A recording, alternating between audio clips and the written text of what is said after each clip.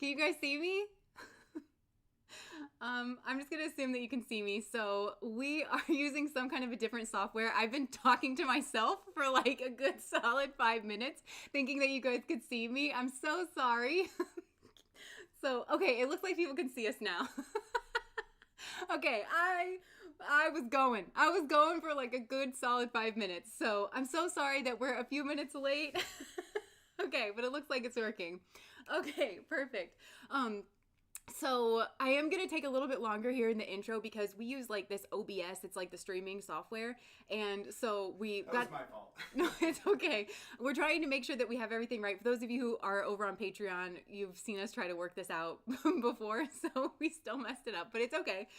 So I've got a different microphone set up and everything. So I just want to talk a little bit more here at the beginning. So if there's any problems with the sound, and I even mean like if it's super harsh or anything, you guys can let us know so we can actually get that fixed, and just make sure that everything is actually up and running. I'm not kidding. I talked for like 5 whole minutes. Okay, so hello, welcome to this reading. So today we are doing What Are They Hiding For You? You know we like a juicy reading over here. We like to get all nosy. So we are going to get into that reading shortly, and I just figured here at the beginning, I hardly ever do this because I feel like other readers online do such a better job of doing this, and they do it really consistently at the beginning of all their videos, but I just want to do the little, welcome to tarot, this is kind of like how it works thing, just maybe as a reminder. Maybe it's like more important for this particular reading, but I do just want to take this time to remind you that when you're going into tarot and you're picking your pile, of course you're using your intuition, and just allow your intuition to guide you to a pile. If you do feel like you were drawn into the wrong pile, then you can always try a different pile. I always recommend that. I can't if I had a nickel for every time I read a comment and somebody was like, oh, this really wasn't my pile, but then they did go on to describe like their situation, they almost exactly to a T described another pile, I would have like a few nickels, like definitely not $1, probably not even 50 cents, but getting close, probably 50 cents. So it's always a good idea to try to pick another pile. But then for me, I always kind of like to debrief with myself and sharpen my intuition and try to understand maybe there was a reason why I got drawn into that other pile that maybe seemed kind of wrong. So I do like to question my ego, and I like to make sure that when I'm saying something resonates with me, that it's actually I'm saying whether or not it resonates or not, and I'm not just simply confirming my own biases. And if you've watched my channel for a long time, you know that comes out a lot in the messages where whatever is guiding us here, the spirit guides and the energies and the entities that work on behalf of the highest vibrational good of all beings, they really do hit that home. They really do hammer that of intuition, and trying to discern whether or not something's resonating for you is not the same thing as confirming your own biases. And when I think about that, the confirming your own biases, I kind of think along the swords element. Very logical. It is a very psychological, mental kind of a space, because the ego operates in the realm of logic and it operates in the realm of mentality. And you guys know I like to shy away from demonizing the ego because I do think it serves a function, but just like any tool, we have to learn how to use it well. And so our ego a lot of times will try to keep us safe, and of course by using the ego defense mechanisms. And if you are interested in ego defense mechanisms, I highly recommend looking into it. That is coming down from a theory from Freud. So if you just look up Freud's ego defense mechanisms, it's interesting because there's like the bulk of them, which is like, 6 or 7 of them. And then there's other like things where people have expanded on them. But if you just get a good understanding of what ego defense mechanisms are, you can identify when they are happening for yourself. Because what essentially any ego defense mechanism does, whether it's projection or reaction formation, anything like that, is it distorts reality. So the ego very much buys its own BS. It convinces you that its version of reality is correct, and it does that sweetly in an effort to protect you. So it's just that I feel like that plays out in tarot. And I think that when we look at the whole experience of tarot and coming to a tarot reading and picking your pile and checking in if something resonates or doesn't resonate, and if you feel like it doesn't resonate, and I use the term resonate very broadly, I don't think it needs to resonate first person. A lot of times the energies can be switched, or it even could be trying to give you a message about somebody else in your life or something like that. Tarot is very much trying to alert us, I think, to certain things. So I think it's important to have a contemplative process within ourselves, but then around tarot. And I think all of this is so good and is so healthy for our psyche, helping us grow spiritually speaking. and everything like that. I think that your intuition grows, your self-awareness grows, getting to have a healthy working relationship with yourself and with the different aspects of self as well. Which again, you can think of as like the different suits of tarot, the earthy part of you, the air part of you, the water part of you, all of that. So, I don't know if anybody just needed that, just to make sure that you're getting the most out of your tarot experience as well, and making sure that I like to say tarot is not a passive process. And the other thing I do want to mention in regards, in that line of thinking, tarot is not a passive process. This isn't something you can just kind of mindlessly absorb. It's like an interactive spiritual kind of a process. And if we are interacting with tarot on a spiritual type way, that means we're not in devil energy. We're not consuming tarot just like for the dopamine hit. I hope you have fun here. I hope this is a fun experience. I think I love the culture and the community around tarot. There's something so like just feminine about it, like women coming together and sharing certain things, but it means that we're not trying to get like some kind of quick fix in order to manage our emotions, in order to kind of put that down. You can use it that way, but again, it's a tool. And a lot of times when people kind of like figure this out, they try to demonize tarot, or they swing one way or another. All of this is like very neutral, and it's about you using these tools in the best way possible. And learning that, I feel like, helps us to grow as people. That's why I'm so thankful for tarot and its role in my life. So it sounds like you guys can hear me, and everything is working, and we're finally doing this. So I wish you guys could see Luna, my little cat. She's laying right beside us here, so giving us her good energy. Thank you guys so much for complimenting me on my hair. I got my hair done, and I love it so much. Okay, and I went on vacation and everything, so I made sure I was looking like real nice. Okay, yay. Not your average glow up. I love that name. Okay, so, all right. Let us move into this reading of What Are They Hiding? So I'm going to shuffle, and we will get our pick-a-piles. You know what? I'm going to use this one. We'll get our pick-a-piles. You guys know I like to shuffle and like just let spirit guide us as to what the certain piles are, and I'll hold those up for you.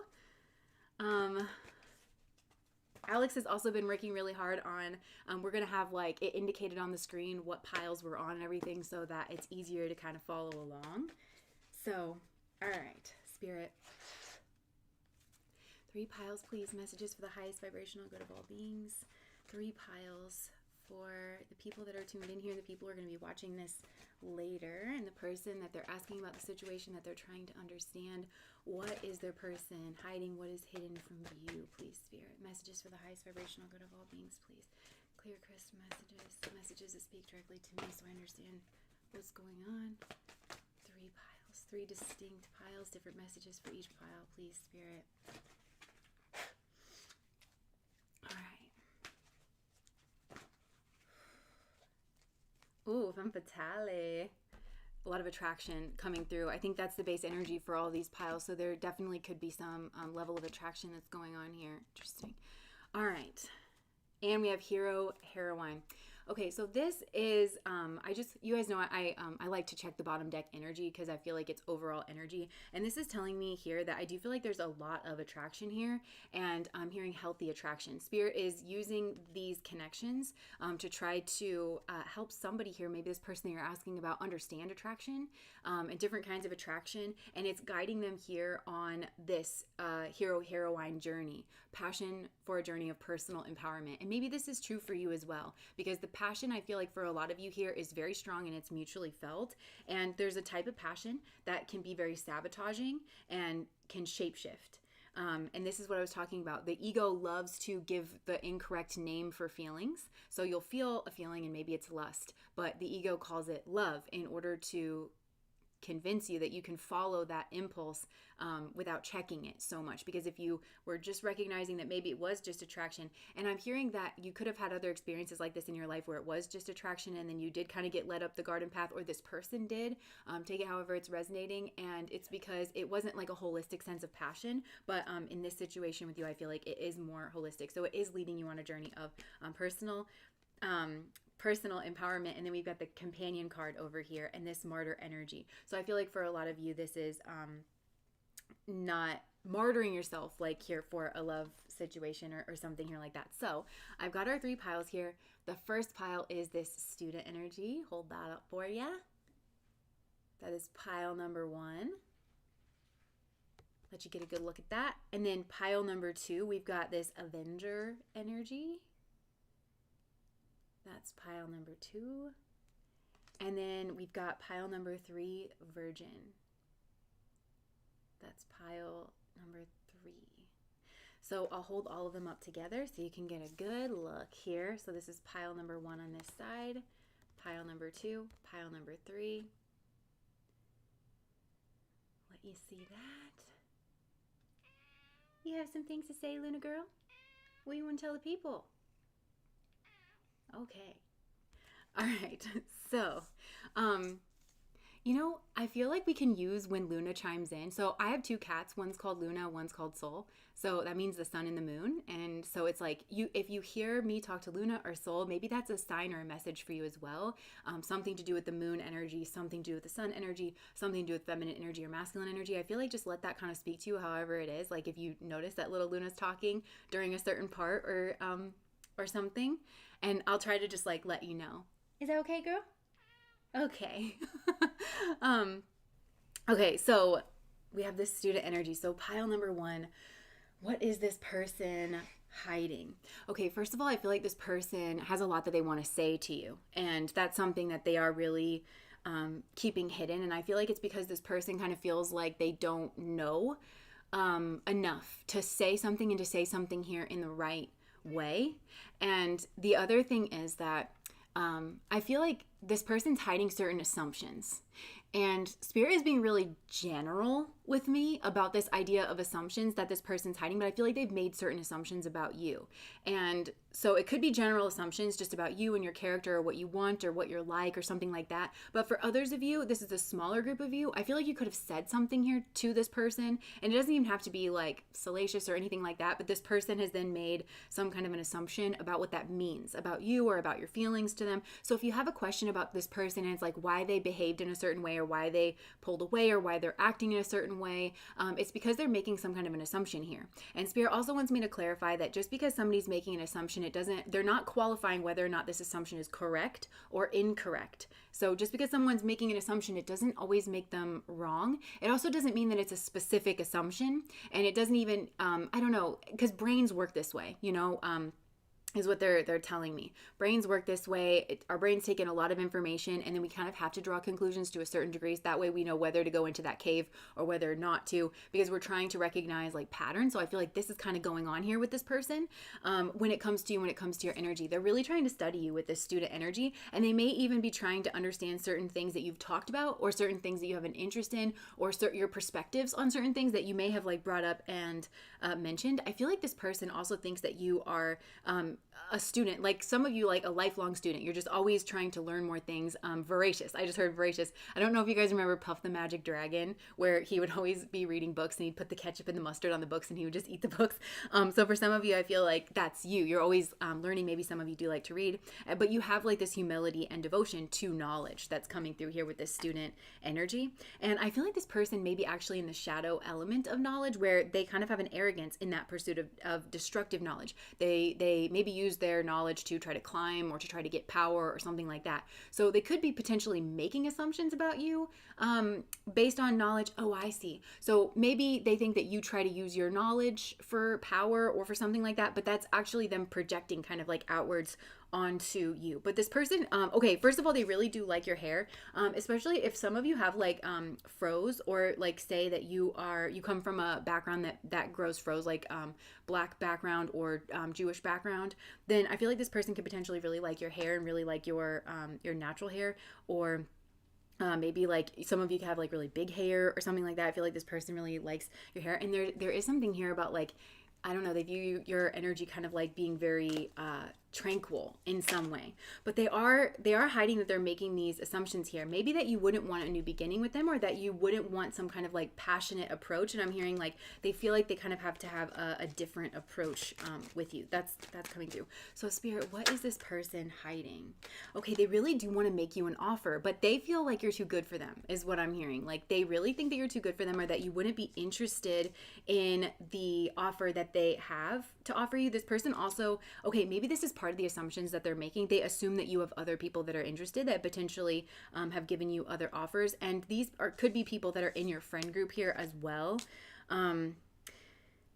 For some of you, this person could even be assuming that you are angry with them, or that you're standoffish with them because of their something here that happened in the past. And it could be your past, but I think it's between the two of you, there could have been something said or done here that this person is assuming that you didn't like, or that you didn't want, or something here like that. And so this person fantasizes about you quite a bit, though. That's what they're trying to hide. I feel like this person goes into kind of like big fantasies about what life would be like to you, literally living with you in their home. And maybe they even fantasize about like you reading, or like, being comfortable like in their home with you. This person does fantasize a lot about this. And yeah, so they are really trying to hide this. I feel like this person could be potentially, maybe they are a student, or they're trying to build themselves up in some way. I feel like they are kind of trying to work on their fortune. I also feel like this person could have had something like an act of God come in and change their fortune, but this feels like, knocked it down here. So this person, I feel like this person could potentially be struggling financially, but they dream about this life where you guys are very well off, everything's very lucrative, you live in the same house together, everything's really peaceful, everything's really tranquil, and they are in this like very strong divine masculine energy. I also feel like this person, this isn't meant to be like a fantasy reading, but with this Knight of Cups energy, there's a lot of like, this person is hiding like their certain fantasies, and I feel like this person kind of does have rescuer fantasies when it comes to you, where there's like some kind of energy that's moving around you in the shadows, or that's secretly undermining. And I think for a lot of you, this person fantasizes about it being a person,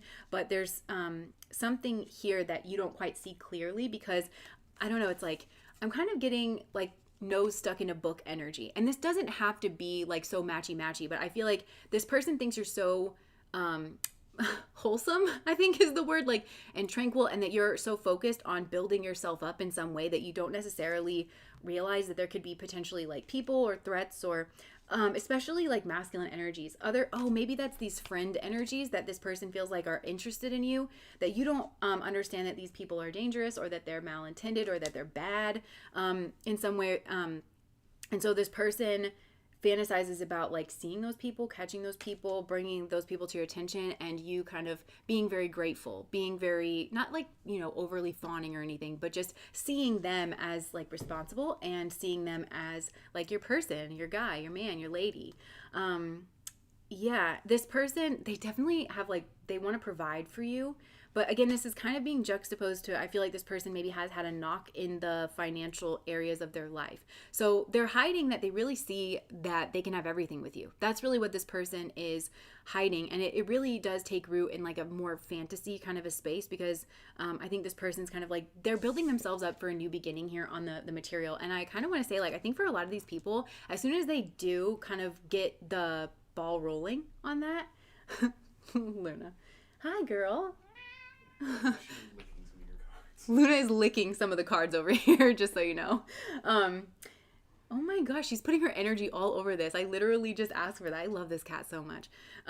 Okay, so like I said, I feel like this person is, they want to make you an offer. They want to make you some kind of proposal. I feel like this person fantasizes about proposing to you, making you some kind of an offer, making you some kind of a proposal.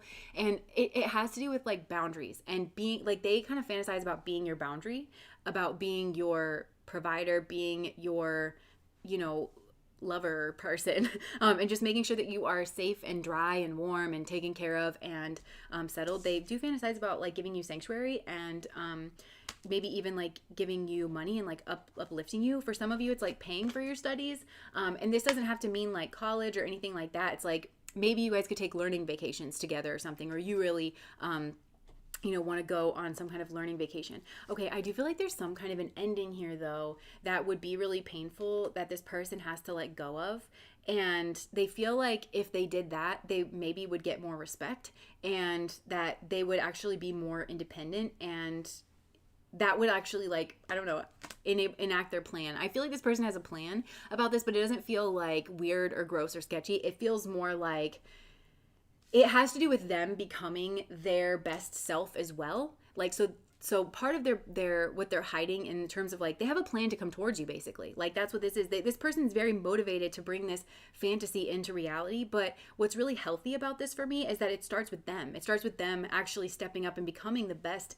This to me looks very divine masculine energy that's coming through here. So stepping up into their divine masculine energy and, like, I feel like this person really wants to be the man with the plan, the man with the moves, the man with the action, the man with the plan. There's somebody, I don't know if someone has, like, disturbed you or harmed you in some way, or just treated you not with respect. And this person feels like you didn't really see that coming, and that maybe you thought this person was a stand-up human, but this person, and if not, I feel like this is just kind of part of, like, their fantasies about, like, being there for you. And yeah, so they're really hiding this. So what else, Spirit, is this person hiding in regards to pile number 1? Putting money towards our house. Oh my gosh, that's so cute. Aw. Yeah, I mean, this person, I am actually strongly seeing, like, a house here, and, like, a home, a nice home, moving forward, having a lot of love. I'm hearing, like, trips and vacations. I mean, this person really does think that they can have everything with you. This is pile number 1. Okay. So what else is this person hiding? Okay, so this person has some things that they feel like they need to sort out with themselves. And it feels like it has to, okay, interesting. 2 of Cups. I don't know if this person is in a relationship with someone else. Or if not, then this could be, like, just a home situation that they're currently, like, maybe they live with family, or this could also be, like, talking about relationships here from their past where they felt really disempowered and they felt like they were kind of foolish. But this person's really drawn to your strength and your grace and your beauty. And yeah, this person, they definitely watch you online. And they might even feel like you're kind of a little bit more flippant towards them. So they're trying to figure you out here as well. So let me just pull some different cards here. Yeah. Okay, this person, like, really wants you. Like, there's a lot of sexual attraction here in this pile, like, a lot. I feel like this person has had a bit of a wayward sexual past, being very, maybe, like, non-committal, or just, very focused on themselves, almost, like, bordering on very selfish here in the past. And I feel like this person just saw you and they just, like, wanted to be with you, and they're very hopeful here.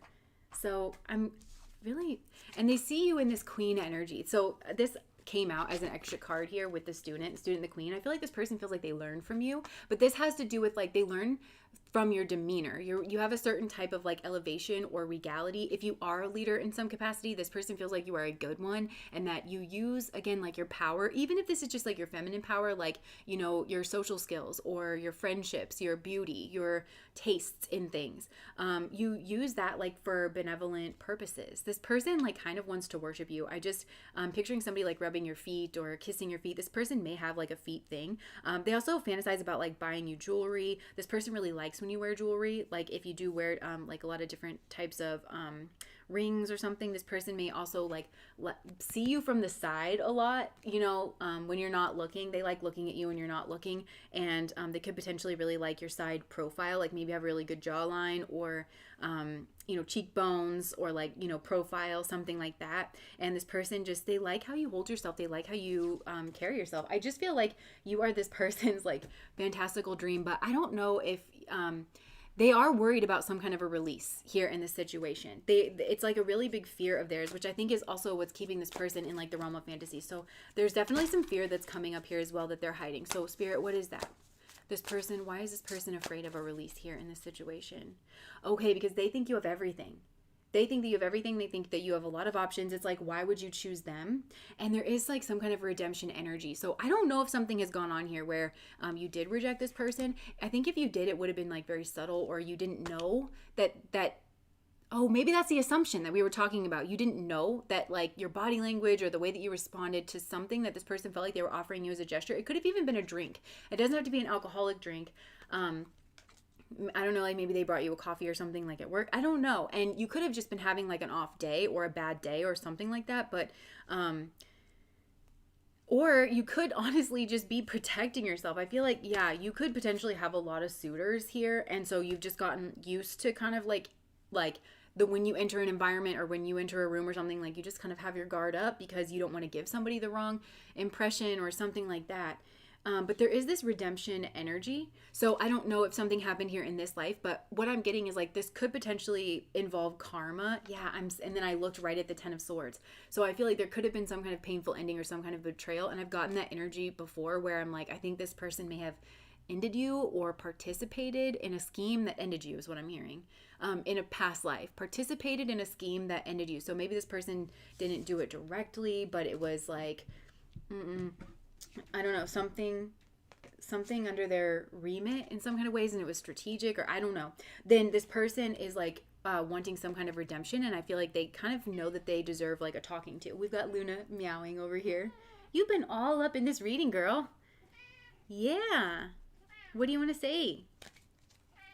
What do you want to say to the people, Looney? Yeah. Okay. So let me just see anything else. Okay, like remember I said this person wants to say certain things to you, so I'm going to pull some cards. Sometimes I stay awake thinking about you. Okay, this person thinks about you a lot more than you realize, and a lot of it does happen at night. I feel like this person actually literally may dream about you. I will wait for a sign from you. This person, there is like this kind of pause energy. So if you feel like this person's kind of waffling or stagnating, it's because A, they're intimidated. They're hiding the fact that they are intimidated by your beauty. I'm hearing specifically because they think so many people are interested in you. They just think that you're so great, that you just have so much going on. So they're waiting for a sign. I think this might have been what this rejection energy is, or this perceived rejection energy, because they're waiting for a sign. I feel like this person kind of dials into your energy. They're trying to pick up on all the little details that you're doing, which isn't exactly fair because there you are living your human life, and you know, you may be having a bad day, or it might not have anything to do with this person. Spirit is really highlighting that word assumption. Something here does not have to do with them, and they are assuming that it does.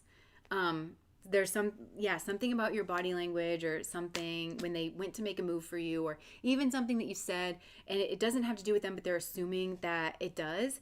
And oh, thank you so much, Alana, for the $4.99.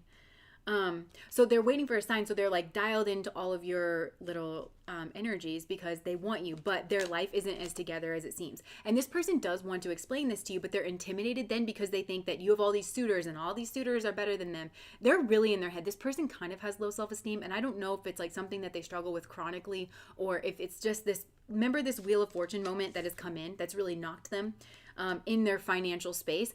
Also, this person could be between houses is what I'm getting here, or like they're trying to make some kind of a decision here, and they kind of feel the weight of this because something in their life does need to end, and they have all these thoughts. This person has like a ton of mental energy, and that they're trying to use to kind of sort through all of this.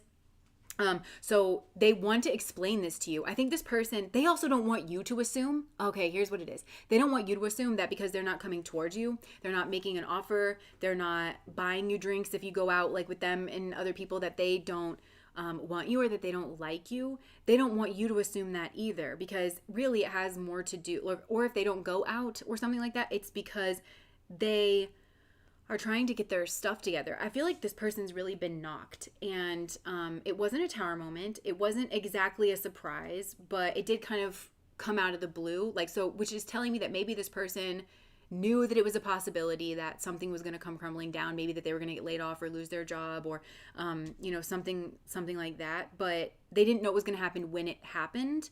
And then it happened, and I'm hearing it happen more totally and completely than this person could have even realized either. So they do kind of like just fantasize about this, and I think they want to be open, they want to talk, but they don't want then you to assume that they're like a loser, or that they're actually just trying to lead you on and telling you that they're working towards these things, but then actually they're not going to follow through. They want to like put up or shut up. This person is actually, I'm hearing they're strong divine masculine. Like this person is actually in divine masculine energy. It just might not show on the surface. This is reminding me of pile number 1 from last week, the person who was in that fight energy. This is kind of similar messages. It's a very sweet feeling towards you though. There's a lot of admiration, and I feel like they see you as their queen. They really do.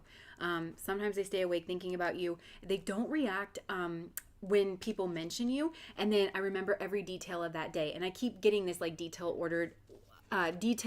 oriented energy, and I keep wanting to come back to this 4 of Cups, where there was something here where this person felt like they were making a little bit of an offer, they felt like they were making a gesture, they could have literally physically handed you something, and you were more standoffish. And I think this, I'm really getting from your energy a sense of like self-preservation or protection. And this person, it's not that they misread it, because it definitely was there, but I think they're assuming that it has more to do with them or something that they said or something that they did, and it doesn't.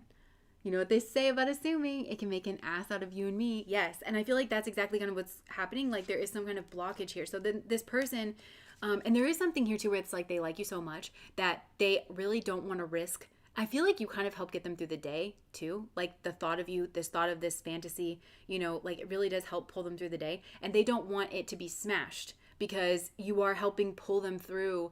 I don't think this person like thinks about that consciously, but you're helping pull them through a really difficult time. I look for you everywhere. I know I messed up everything. This person feels like they messed up everything.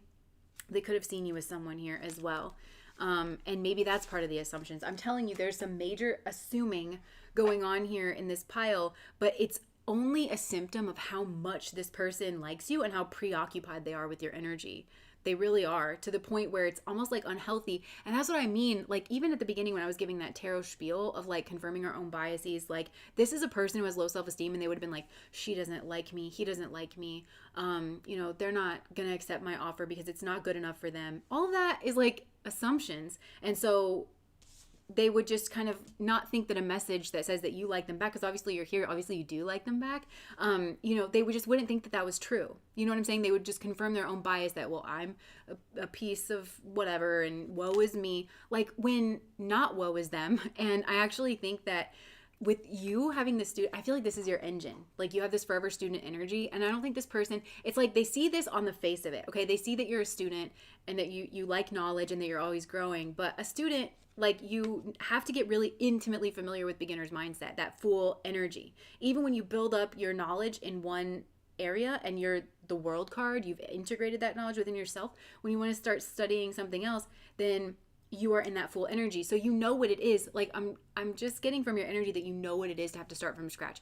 You actually do understand that. You actually know this engine in a person when you see it, because you're very, very intimately familiar. This queen energy didn't just happen overnight, but I think this person sees the end result of that queen energy and they're very intimidated by it. And the other thing that I'm called to say here in this pile is that we often, and I feel like this is a message for you too as well, we often don't see ourselves like the way that other people see us, like because we know that we were the scrawny weird little kid, you know, in 3rd grade that used to get our lunch money taken from us, and that nobody used to take our opinions seriously in our homes, or you know, and other people don't know that about you, so they don't see that. They see that all the progress that you've made, you know, they see that, and they see the end result of that. And I think that something's going on in your mind where you maybe think that other people still see you in this student energy when actually you come off as a queen.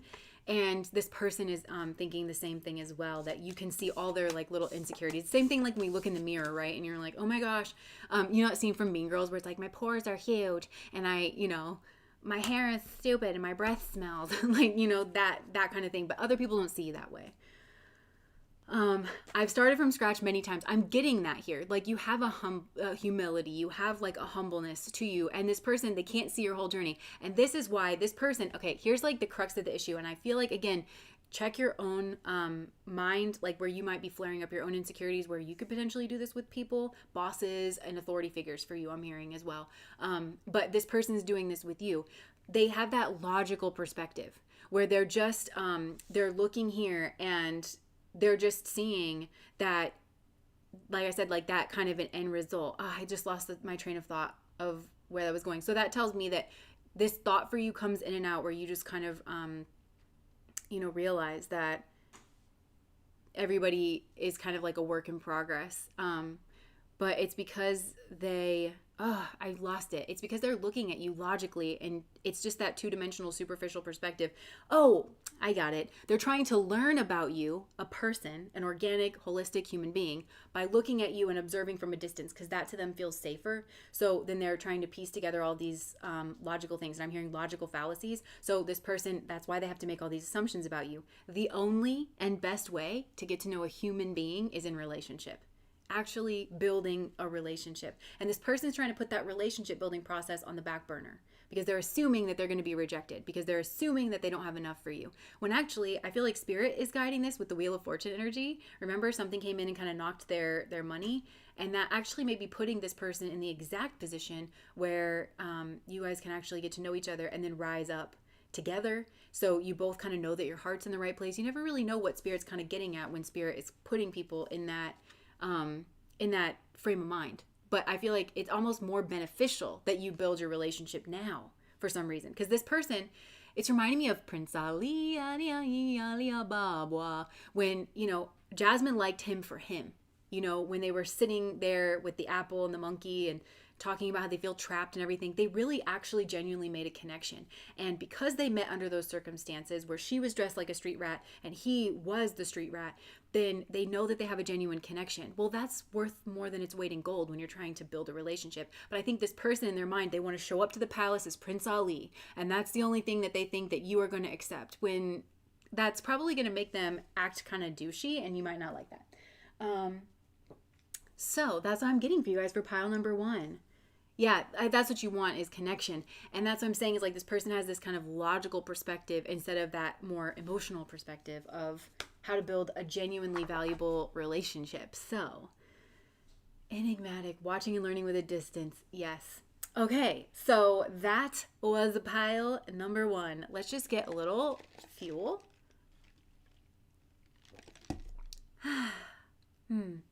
Okay, so pile number 2. Oh, I like the little pile number 1, babe. That's so cute. I see what some people are saying. It does kind of blend in there, I guess.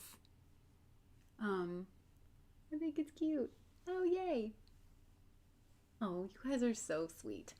Okay, so moving on to pile number 2. Okay, this is a bit of a different energy coming through here with this one. We've got this Avenger energy. This person is seeking retribution for something, and it does in some way, shape, or form feel directed towards you. But just hang with me here for a second, because for some of you, maybe it's not directed towards you, but for most of you, I think this is being directed towards you for some reason. This person feels jealous. Okay, I'm hearing envy. This person is very envious of you. And so they're hiding. They're skulking in the shadows, and they feel absolutely justified in doing this. This person, they don't have that inner spiritual engine where they feel like you've wronged them in some way, or that they deserved a this, or that they deserved a that. And so this is a very immature energy, and they're not spiritual. What I mean by that is it doesn't concern them that they're in this energy. They don't think this is a problem. And the only problem that they should concern themselves with, that they need to start acting right, and that they need to... The only thing that we truly have power over is how we show up to a situation. Even when you do feel wronged, there's ways of getting that addressed. That doesn't mean that you sink your energy. Why would you feel justified to sink your energy? This person's in a very low vibrational energy, and I just heard they hate you. So this person, I don't know if they're smiling in your face, pretending to be your friend, or pretending like everything is okay, but this person hates you, and I'm hearing the word sting, okay? And they're telling me astringent. Okay, so I feel like you were brought in on a spiritual level because they're showing me a scrape or a wound, and you were like the what's it called? The is it antiseptic? That like it's like alcohol that burns and it kills all the germs because you don't want to get an infection. So spirit used you to be it. There's an open wound, and spirit used you to pour over this person's open wound so that it would kill anything that could potentially make this wound, metaphorically speaking, become infected. This person felt pain and they took great personal offense to that. This is not somebody who is wise. This is not somebody who has some kind of like an overall well-rounded sense of the world and themselves in it, is what I'm hearing. So they felt pain. They said pain is always and 100% wrong, which is false. And that there is not some kind of like higher meaning, because I really don't feel like you meant to hurt this person. And I feel like you were being used by spirit here in some way. Like the way that you were interacting with this person, and perhaps you could sense this person's kind of like this mucky energy that this person is in. Okay, now I'm hearing the story of Peter Rabbit, which is okay, so like the Cliff Notes version, like the tar pit at the end where he gets stuck in that sticky tar pit. And it starts off something where I can't remember who the main characters are of this story, but it's like, somebody feels targeted by a predator, little Peter Rabbit. I can't remember what the bad guy was in this story. And basically he uses reverse psychology. And he's like, oh please don't throw me in the briar patch. Anything but throwing me in the briar patch, but really he wants him to throw him in the briar patch because that's the place that I was born. That's how it ends. So I feel like this person could potentially be using reverse psychology in order to try to trap you, or in order to get you to fall into the trap that they exactly want you to fall into. I'm hearing saccharine sweet. So this person could be being saccharine sweet in order to try and lure you and trap you and embroil you in their own drama. And that way, when you don't know that you're being manipulated, they can paint you out to be something that you're not. They can paint you out to be aggressive. They can paint you out to be something that you're not. And they're trying to guide your behavior in unnatural ways. Meaning, if just left to your own devices, and this is why this person sucks so much. If just left to your own devices, both you and they know that the situation would actually calm down and would de-escalate, which is healthier. And things could actually start to heal. This wound that spirit keeps showing me would actually heal. And it would heal up right, and it would heal up proper. Right? But this wound was this person's. They came to you. They came into your energy with this wound. And it does need to heal up. But there was also, again, you were a necessary component into this. There's something that you said. There was something that you did. There was a mirror that you held up for this person that was, make no mistake about it, Spirit is saying, absolutely and 100% necessary, and an overall net win here for this person, if you can see through the eyes of wisdom. And in that way, Spirit is trying to redress this person's karma. They're trying to actually redress the balance with you, but actually this feels like overall, in order for this person to start making karmic amends that they need to make overall in their life, and to go down the path that they need to go down overall in life, they need to have this new perspective. And I'm hearing they needed to get checked by your energy, and you might not have even realized that you were doing this. There's something about the mirror of you, and for some of you it's something about the way that you look physically that helped like hold up a mirror to this person of like, nah, you need to fix yourself. This is a you problem. And I'm hearing this person cannot run from this. They really cannot run. They can't run from the fact that they caused this, but they're trying to blame you. This person they caused their own problem, and then this person tries to blame you and try to make you responsible for this. When I'm hearing, again, if they just allowed their energy to calm down, this person has no inner sanctum, no inner world. And I'm hearing the word contemplate. Spirit needed you to be poured on in whatever way this occurred, like to this person's wound. And then they needed to go within and actually let things calm down. And instead of doing that, they lashed out. Instead of doing that, this person tries, okay, so also they have a very closed, superficial, this is a person who confirms their own biases. So they say, I need retribution. I need to make that happen. Their ego. This is a person who calls their ego God. Oh, God's going to make that happen. Meanwhile, they're scheming behind the surface. God doesn't require your scheming. God does not require your scheming. It will naturally unfold. You don't have to do a thing. Don't you worry about a thing, mama. That's coming in for you. Spirit saying, don't you worry about a thing. Because I feel like when you work on behalf of Spirit, which you have somehow unwittingly done, you didn't realize that you were such a big deal to this person, or that you hurt them so immensely, because this person has a very fragile ego. This is like they were triggered. This is also a person who like doesn't understand that, yes, we identify our triggers like through becoming more self-aware, but your triggers are yours to manage. You don't put yourself in situations that you could be triggered if you can help it. Like, you kind of manage your triggers, and you know that your triggers should come up. You don't try to then police the world around you. This person wants to, again, this is like kind of a way that their mind tricks them into not taking any personal responsibility for the way that things kind of unfold in their life. This person is a perpetual victim, is what I'm getting. And so that sucking you into the perpetrator, victim, rescuer triangle is something that this person is trying to do. And they do that by trying to make you feel responsible for their, I'm hearing the word redress, for their wound. But like I said, they came in with the wound. And this person is continually reopening that wound. And the wound is like, I'm seeing like, it's like, pus and like infected and, triggering me, recording me. Yeah. So like this person is really trying to, and again, this is this improper mirroring. And this person I actually do feel like is really extra negative with this, because we talk about inappropriate mirroring all the time. So like I said before, if just left to your own your natural way of operating in the world, and if they just left you the hell alone, then that's who you truly are, right? And everything would be fine. Everything would be, because that's who you are. So this person wants to get in there and try to use reverse psychology or something like this in order to try, like, get you to react in whatever way they want you to, get in towards them. And so that they can mirror back to you that you are something that you're not. Fundamentally aggressive, misguided, wrong. That's the big one, wrong. But I do feel like this person wants then other people to jump on the bandwagon and also mirror you back inappropriately. So it wouldn't surprise me if there is some kind of public thing about this where they're trying to get other people, they're trying to bait you into behaving a certain way in public so that other people can kind of see. So the more that you can just remove and understand that this is actually 100% this person's to deal with. And I keep hearing the word contemplate. So the more that you disengage, Spirit is saying the only way forward for this person is to contemplate. They think their ego, they're following their ego and calling it God, because this person thinks that karmic retribution, and those two words always go together here with this person. Karma has to do with lessons. Right? The other thing that this person doesn't understand about karma is that karma doesn't have to do with the ego, right? So when we think, is this person getting their karma for hurting me? The ego, that's the ego. Karma isn't about you. Karma is about the Tao. Karma is about God, right? You're supposed to behave in certain ways in accordance with God. It doesn't have to do with them making you feel bad. Sometimes you need to feel bad. Sometimes I need to feel bad.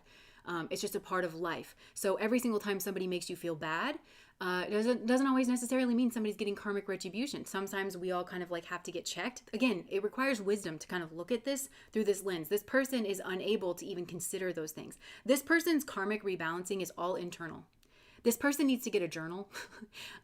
They think that they need to make everything known, that they have to kind of word vomit every little grievance that they have, or that the only way to fix something is external, in the external world.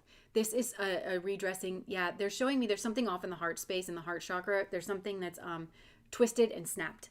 And so they're trying to like get this kind of pulled back in. And that's why you're such a trigger to this person, is because you're not like that. You actually have a very maybe beautiful heart space, a very strong heart chakra energy, and you lead from that space. Okay, now they're showing me the Snow White and the evil stepmother who was actually her mother. So maybe for some of you, this person could be your mother, or they remind you of a mother. Or they have that corrupted mother energy where it's like, remember I said reverse psychology, and it's under the guise of nurturing. Well, I just care so much, which is why I'm character assassinating you. I just care about you so much, which is why I, set you up. So, just so that you could really see who you truly are. And it's like, this person is like really, really messed up. And they're cloaked. You can see here that they're cloaked, and then notice the map. So this person like kind of has a road map. And it says resorting to violence in the name of the cause. But again, this is a person who they don't understand that they are in the low energy. They're where that low energy comes from.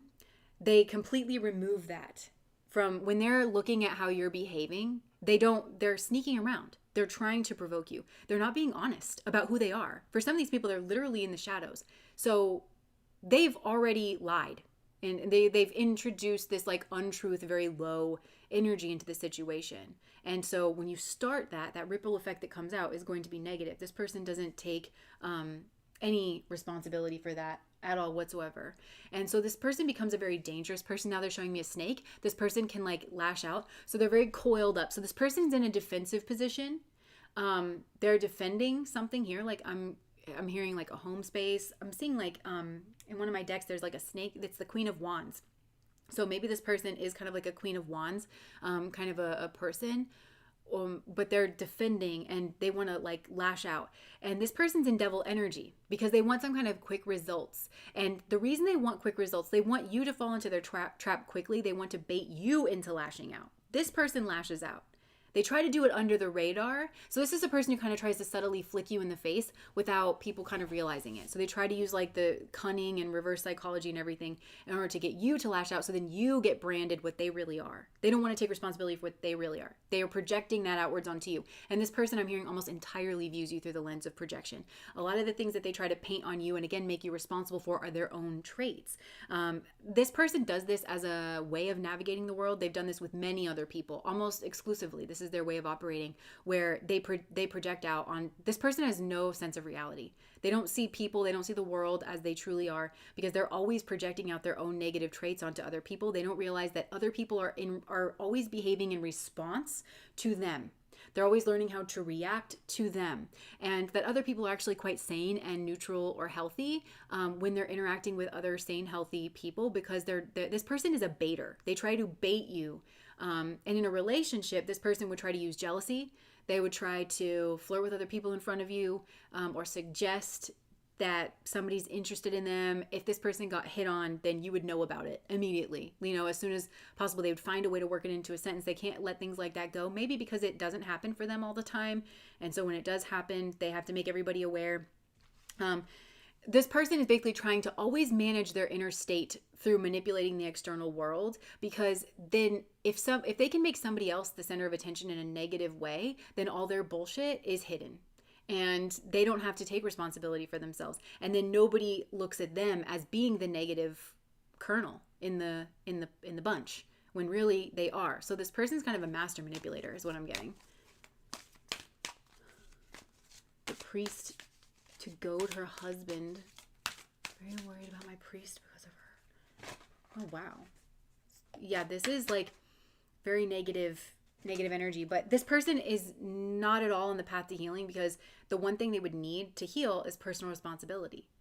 Self-awareness and personal responsibility. That's the engine that will help anybody get out of any issue that they ever have, ever. And this person lacks both. They lack self-awareness because, again, they only look out at other people. And I'm hearing like they identify threats to their position, to something that they want.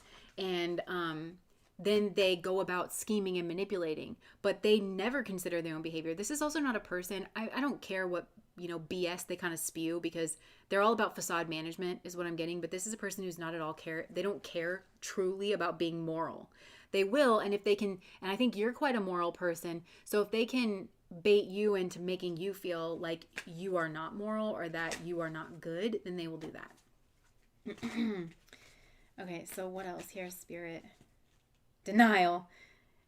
A defense mechanism. That's what I'm saying. So this person lives almost exclusively in their ego, in their defense mechanisms. That's their modus operandi. It's just levies and pulleys. Denial. I acknowledge my fear, but I replace it with the insight of awareness. I think you're afraid of this person. You're afraid that they can cause people to view you in a different way, even though it's not true.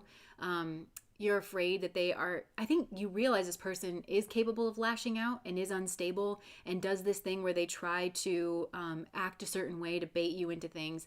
And I think you're afraid that you might accidentally step in it with this person, because they'll jump all over it.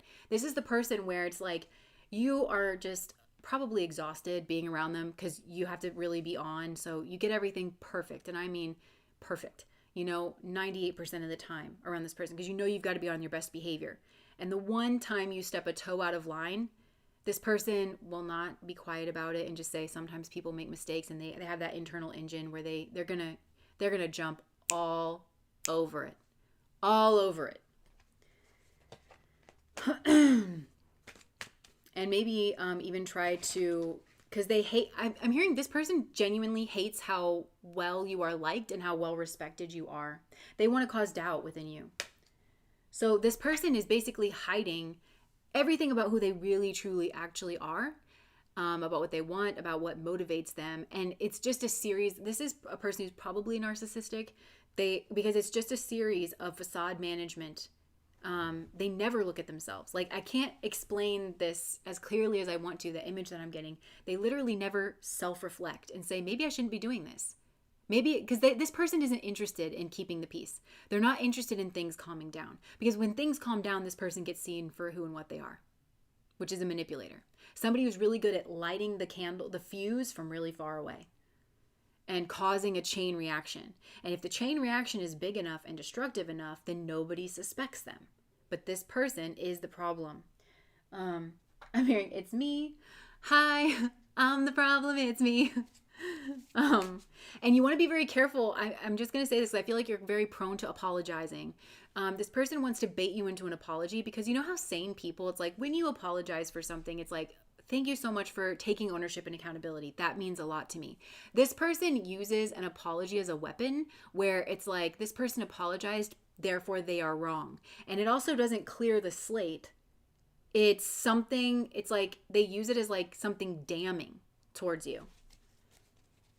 So you want to be I'm just going to say this, I would be very careful about apologizing to this person, because that's all they want. And in reality, and I think you know this, like this would be a situation where you would be apologizing for doing one thing one time, and it's out of the blue for you. And Spirit's saying what you actually need to learn is to trust that impulse, because not everybody is capable of living in society. Truthfully, they can't handle being in a society, and all the mannerisms and the things, all the social mores that we all agree to make this function. Some people, they just can't help but try to tear it down or like use it for their own benefit. And this is that person. And so if you apologize to this person, it's like, this person, I'm hearing, for every tiny, minuscule, insignificant thing, and something that honestly, it's probably reached a point where you should actually be doing that. So when you apologize for that, it's like this person has 10 to 15 things that they have not taken accountability for, and certainly not apologized for. And if they have, it's not been in a meaningful way, and they weren't apologizing in a way that meant they were actually going to change their behavior. So Spirit's saying, we would really rather you didn't. And this is a person where it's like, oh, well, you didn't apologize to me. You're not a good person. You didn't apologize to me that once. But you have to understand, this person warps reality. So once you know what you're dealing with, you can start healing. You are healing from this person. You are healing from this person. You know, Bridget, May might be a significant month here, or like around the 1st of May. You know, May Day. So I feel like there's been a scenario here where this person thinks that you hurt them and really they hurt you. You both could have hurt each other, but I feel like anything that you, or honestly anybody else, does to this person, it's because they were put in a position where they had to protect themselves. They had to be reactionary, and this person knows it. They know it. They do that on purpose. And then they frame you finally having enough, standing up for yourself, having a boundary, calling them out, being very direct and matter of fact about that. They frame that as aggression, and it's defensiveness. It might be firm, it might be strong, but it's not aggression for the sake of aggression. But this person will try to paint it as aggression. Oh, May Day is your birthday. Yeah. Yeah. This is a person who doesn't understand. They want you to sacrifice your health, your healing journey. Yeah. You're like the way this person thinks that you should fix it is by you sacrificing a fundamental part of yourself, your self-respect, your boundaries. And it's just Spirit is saying, no. We've got your back on this. Okay. You may have blocked this person. Certainly energetically, I think you can see their nonsense pretty clearly. This is going to introduce you to your own power, and also maybe some kind of like skill set. Like you're learning how to like navigate situations like this. They're an angry person. This is an angry person. And they don't have a problem with their anger. They don't have a problem expressing their anger. They are the reason people are angry. For those of you who are on Patreon, we did a live stream not too long ago where it was those two energies where you felt like this person was doing these things, and but this person would never own that they are that side of the equation, that they are the one who provokes. They come off sweeter than pie, I think, or they try to. Okay, so let me just get some more.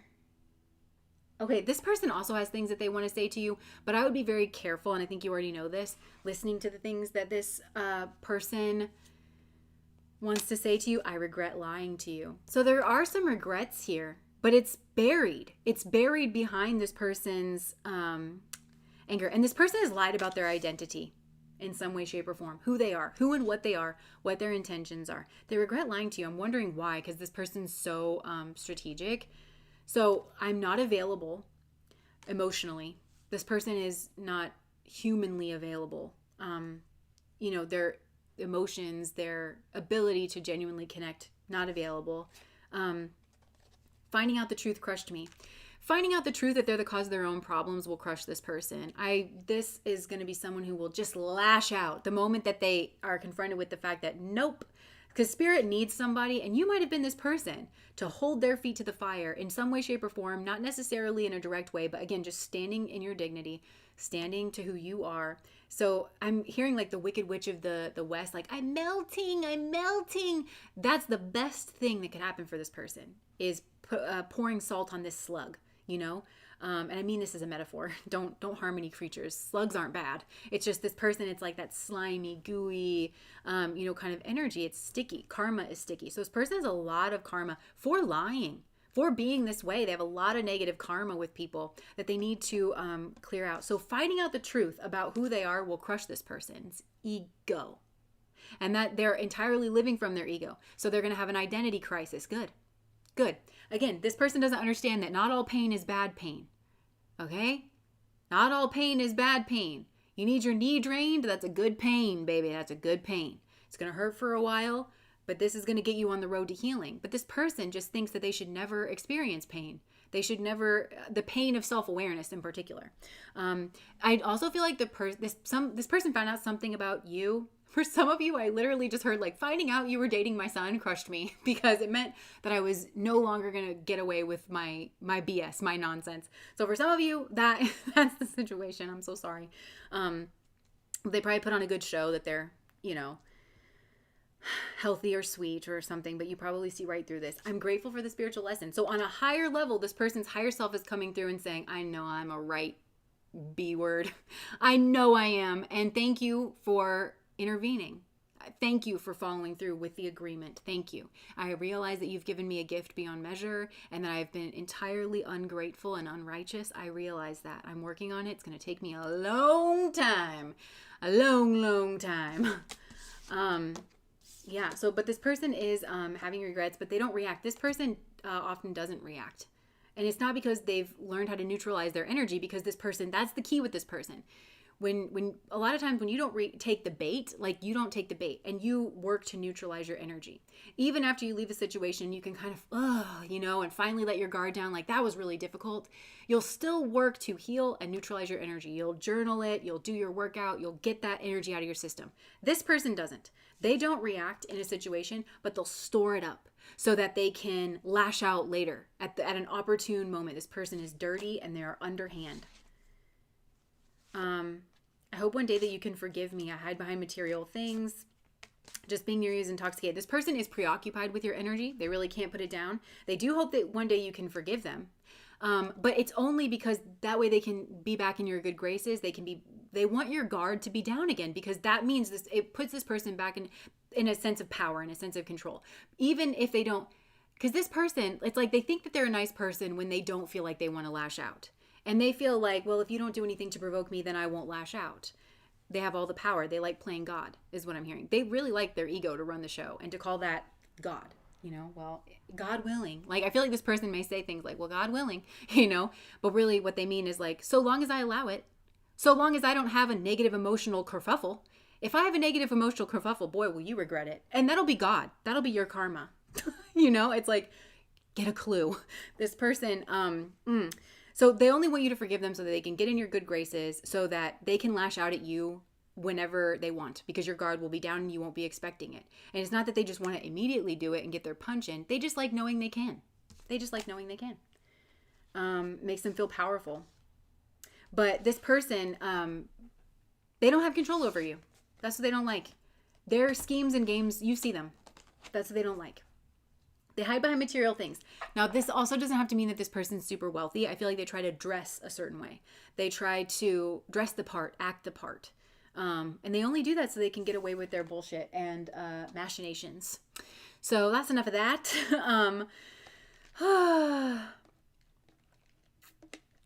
For pile number 2. So essentially, if I was going to sum that up, that person's hiding everything about who they truly, genuinely are.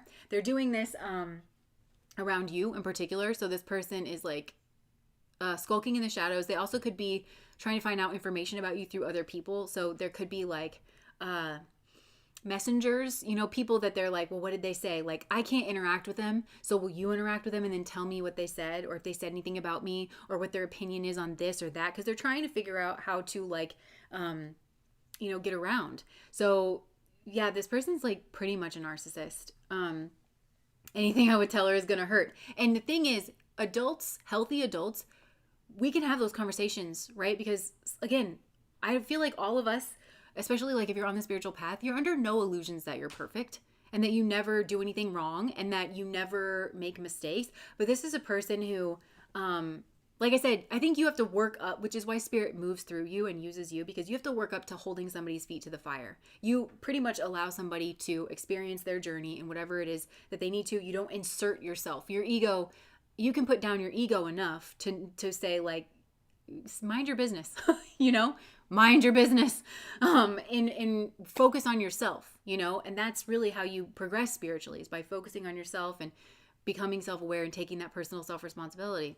But this person can't do that. But like with a healthy person, if you bring up, you know, hey, this made me feel a certain way, or, you know, those things that it's like, listen, I don't want to have to say these things because I know it's going to hurt you. It doesn't mean that you're malintended. Sometimes the truth hurts. Sometimes the things that we need to express to a person, it just by nature of what it is that we have to express, it's going to hurt. There's no way of softening the blow. And actually, you run the risk of pissing somebody off if you try to soften it too much, because they're like, I don't understand what you're saying, and you're tiptoeing around it. Just be direct. Say what it is that you're trying to say, you know?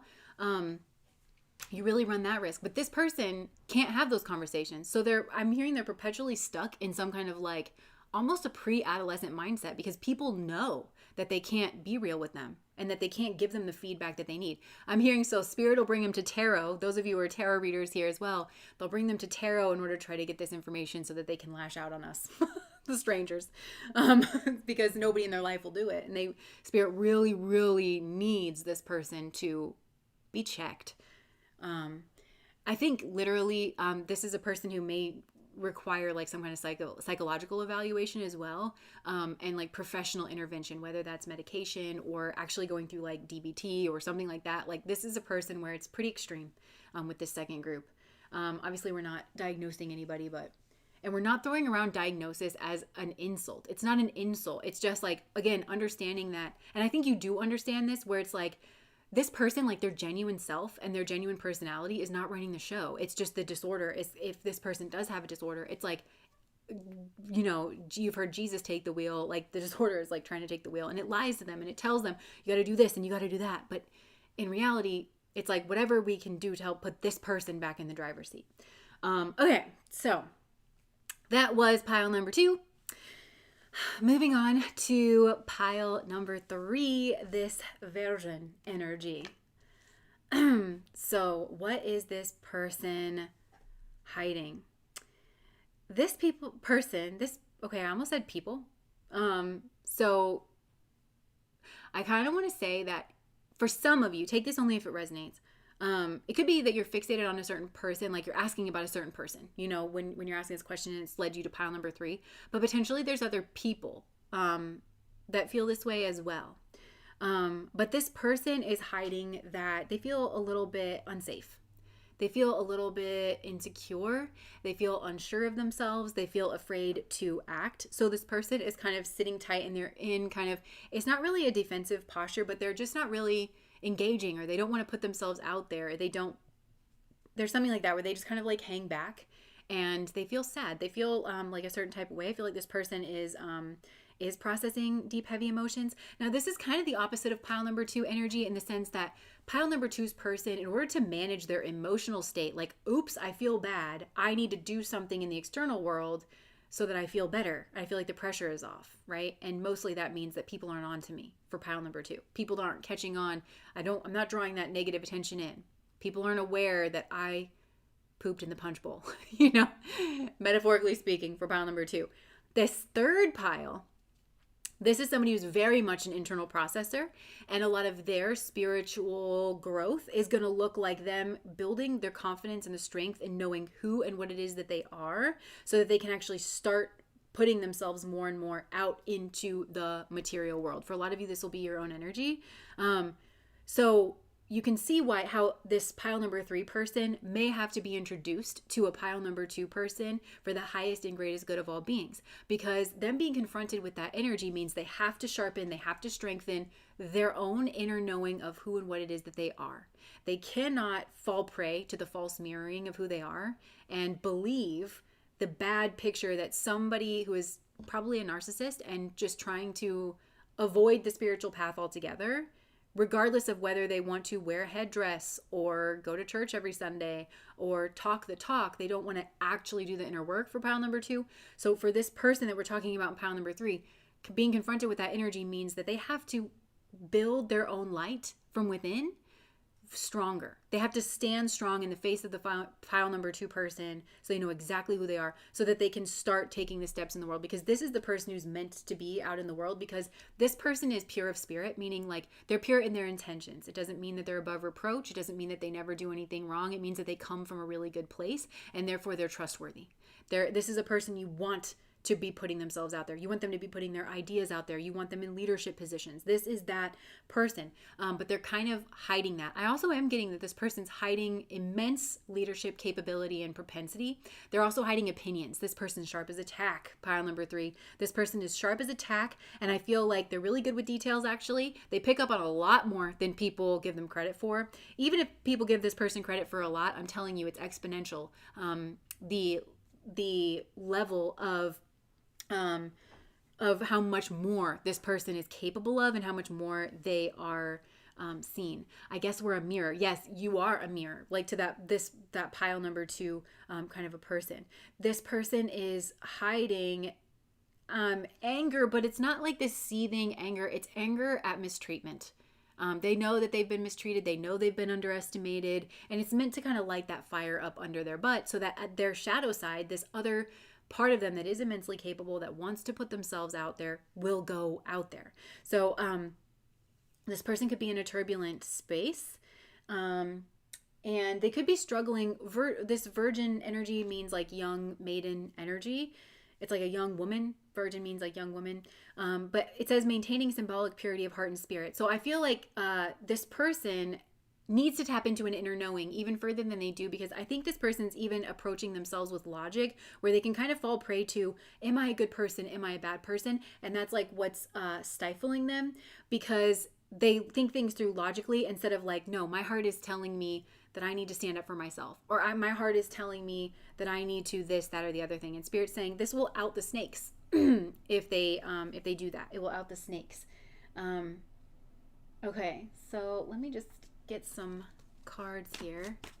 It lit a fire, all right. And this is a righteous fire. Probably the fire of your dharma as well. I do feel like for a lot of you, this is you. This person has a lot of love to give here as well. Okay, I just saw the self-esteem card. Maiden energy represent immaturity, because traditionally maiden energy is in the teens. I'm not getting that off of this. I mean, I'm kind of getting like innocence and naivete, where it's like you have not been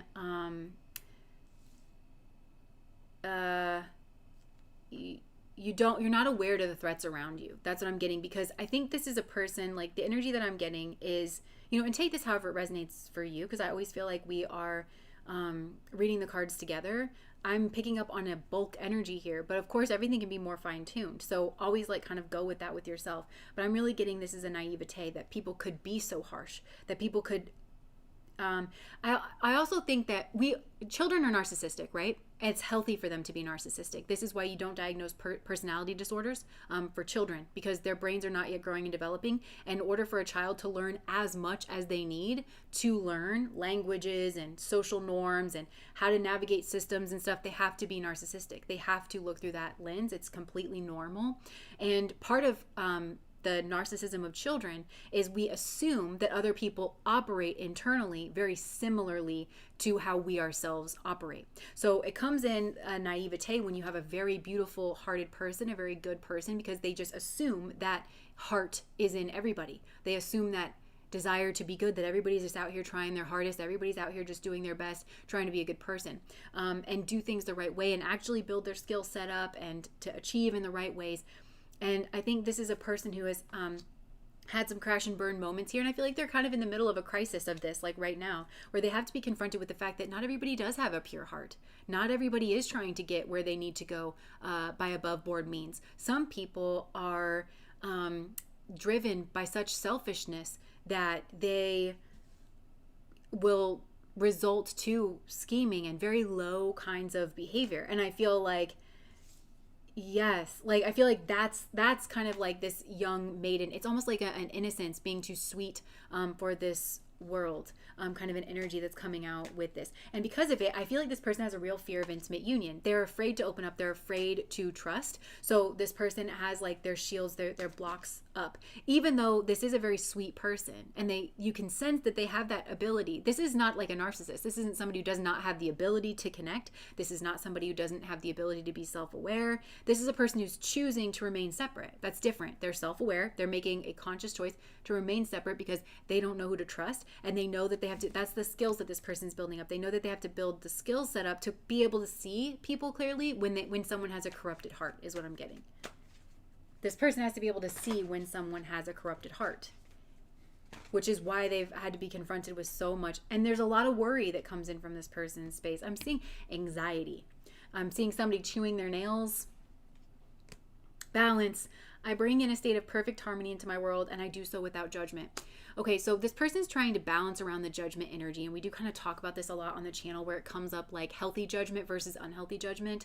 So like in a lot of spiritual traditions, we're taught not to judge people, and this kind of goes back to the assumption energy that we were picking up on in pile number 1. So not judging, prejudice, prejudging, making certain assumptions about people because of the way that they look or their cultural background or something like that.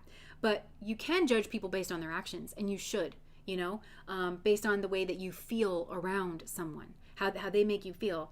You do have to like kind of make hi Goldie, you do kind of have to make like a certain judgment, and our brains naturally work like that. And also you can't have a relationship with everybody. You just physically can't. So you kind of have to filter out certain things, and that's healthy judgment. And that kind of judgment doesn't come from a bad place. But when you get involved with a pile number 2 person, they like to play warpy, whippy, flooby, floppy. They like to switch around things, especially definitions, So I'm hearing straw man. Like they really like to make straw man arguments where they misdefine something. They try to slap the wrong label on something so that they can demonize it.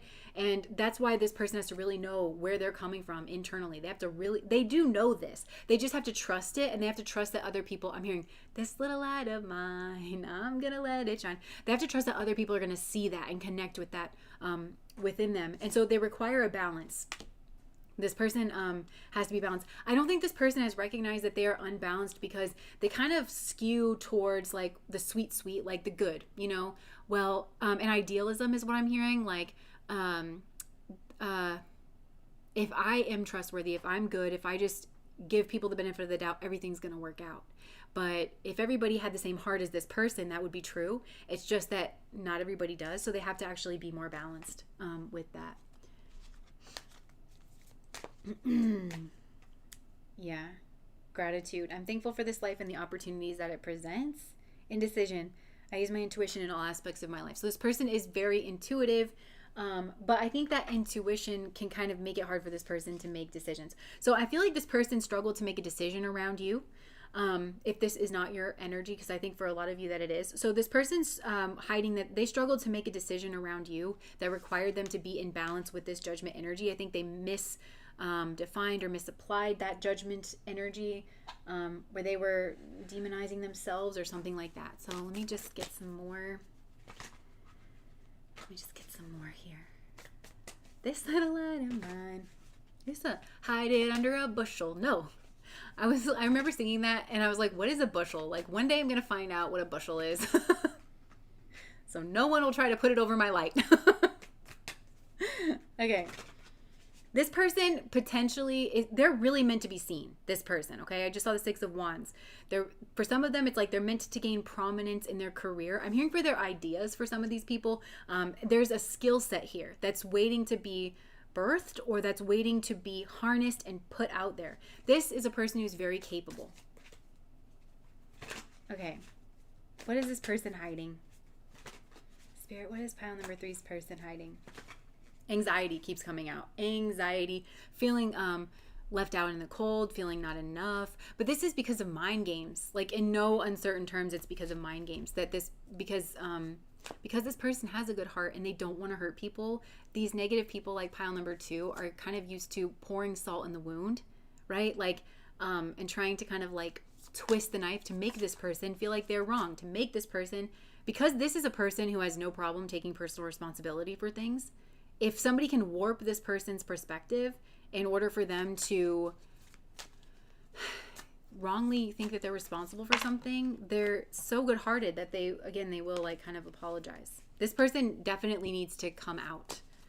For some of them, maybe they need to come out of the closet, but they need to come out with it. They need to come out with it. This person has gone through a very long internal process. It was kicked off by a very troubling event, is what I'm getting. And so they really have sorted themselves out on the inside. This person's the Empress, and the Empress is not the High Priestess in terms of like feminine energies. The Empress is like, this person's getting ready to birth something into the world. Okay, and that is moving from the virgin, the maiden phase, to the mother phase. That's what's going on. So this person's hiding the fact that they are in this transition and they're figuring out how to do this. So I keep using this metaphor of giving birth. So maybe for some of you, this person could be pregnant, and they could be potentially hiding that. But for others of you, it's like they're birthing their ideas. Like, that's their skill set, their ideas. Like, this person has a strong life path that, yes, they're meant to carry this forward. That's what they're hiding. They're dreaming about making some kind of progress, potentially moving for some of these people. And notice like they're the 2 horses, the shadow side and the conscious side, working together to move this person forward at speed, because this person's shadow side is not bad. It's not demonic. It's just strong and maybe attention seeking here as well. The Queen of Wands. Yeah, this person's the Queen of Wands. And this is also a person who may not see themselves as the Queen of Wands in their conscious self. They may not see that they are, I think this person is like, with the Empress and the Queen of Wands, beautiful, very sexy, very capable, very naturally. There's something about this person's appearance that I feel like is naturally eye-catching, like whatever it is. And I think it's in a beautiful way, but this person feels defensive. This person very well could be like ugly duckling kind of energy, where they were like pecked to death, you know, or they tried to peck this person to death because they didn't realize that they were a swan. People couldn't see that, you know, the swan has that awkward growing phase. So people couldn't really see that in this person. This person's been deeply hurt, pecked to death, nitpicked, like just, this is kind of reminding me of Uttara Bhadra energy, where like that really can grow into something very spectacular. 3 of Swords, hurt, broken, heartbroken, betrayal, in relationships, third-party situations, cheating. I feel like this is kind of like an overall pattern here for this person. It could be with you, though, that this person felt heartbroken. They felt like you cheated on them. But I'm hearing what doesn't kill you makes you stronger. This person has had a life of divine destruction. So a lot of false foundations had to crumble. A lot of the idealism, right? Because idealism is actually an enemy. Because it's just like that Neptune energy, the lie. Neptune's associated with a lie. It's a beautiful lie that you want to believe. And so you think you can put your foot on something, and then like a soggy taco, the bottom will just fall out of it, you know? I feel like this person has experienced it. They've tried to see the world through rose-colored glasses, and maybe they've tried to see you and this relationship with rose-colored glasses, or they felt like they had done that in the past. But now this person's getting a different perspective. So this person now is definitely in a period of transition. This is one to watch, people. I feel like this person is one to watch because something's getting ready to come out of this person, and it's going to be fully formed. And I'm hearing Athena. You know, she leaped from Zeus's head, fully formed. And Athena is goddess of wisdom. She's also goddess of war. This person needs to war cry a little bit more because they come from this Arjun in the Bhagavad Gita, where Arjuna is a soldier. He's meant to follow Krishna. And what's funny, because Arjun, like in the Bhagavad Gita, like he is really struggling around like, how can I kill people? How can I kill my family? He's struggling like with the morality around all of that. And Krishna is poking at him like, you're a coward. You're a coward. You're too scared. You're too this. Like, I am telling you to get in there and get to battle. Krishna is God. One version of like God, you know? Well, he is like the ultimate supreme, right? I'm telling you to go do that. Therefore, this is not your karma. You need to do what I tell you to. This is what I was talking about earlier when I said karma is not related to your ego and what you think you should be doing. Krishna tells you, or God or Allah tells you to move, you move, because that's what you're meant to be doing. You assume no karma for that. And a zealot is going to hear that and try to excuse all kinds of weird, wonky stuff. This is not a person who would do that. They're very balanced in their energy. The caterpillar turning into the butterfly. Yeah, so this person has had a very painful ending, and maybe this is a very painful ending with you. They'll never experience that level of pain again. They're getting their spark back. They're getting their joy back. This person could be feeling very sexy, very alive. You could potentially be trying to get this person's attention. And if this is your own energy, flip that part of it where this person you're asking about is trying to get your attention, but I think you are.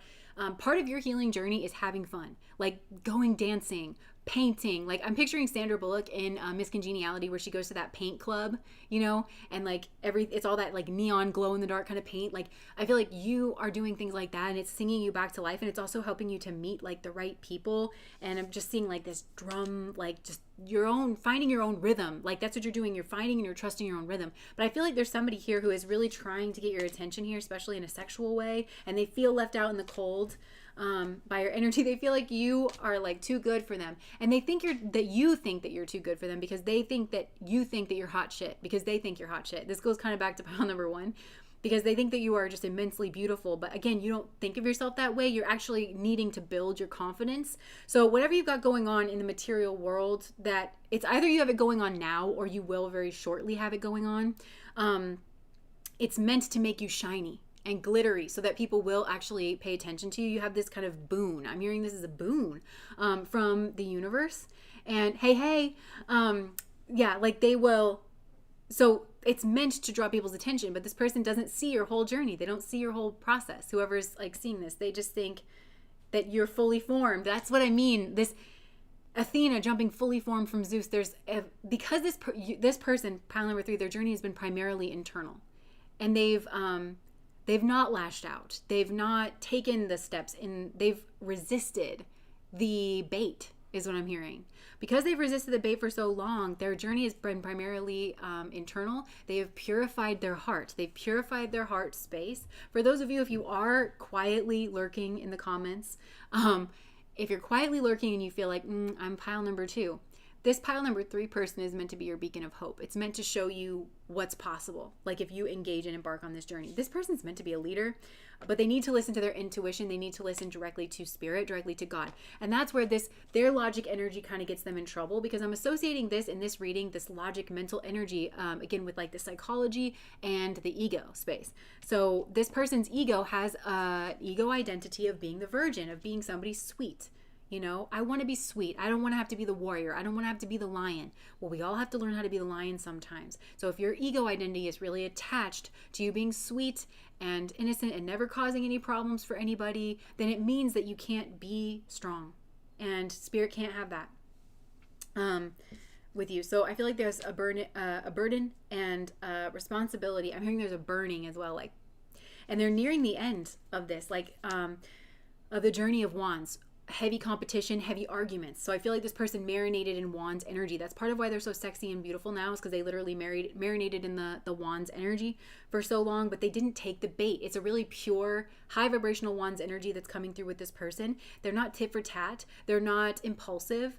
They're not negative with their sexuality. They don't use their sexuality to gain power or to harm people, but they do have this natural kind of sexiness. And it's kind of a purified wands energy that's coming out that Spirit is really eager to kind of like get its hands on and use for good. I'm hearing like we don't see a lot of this.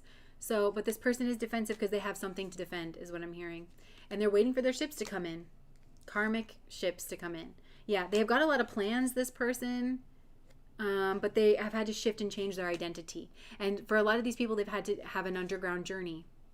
And there's love coming in for this person as well. They also could be hiding a relationship that's very prosperous and healthy. Either they just kind of keep it tucked away because they're protective of it, or they have this coming in. So anything else?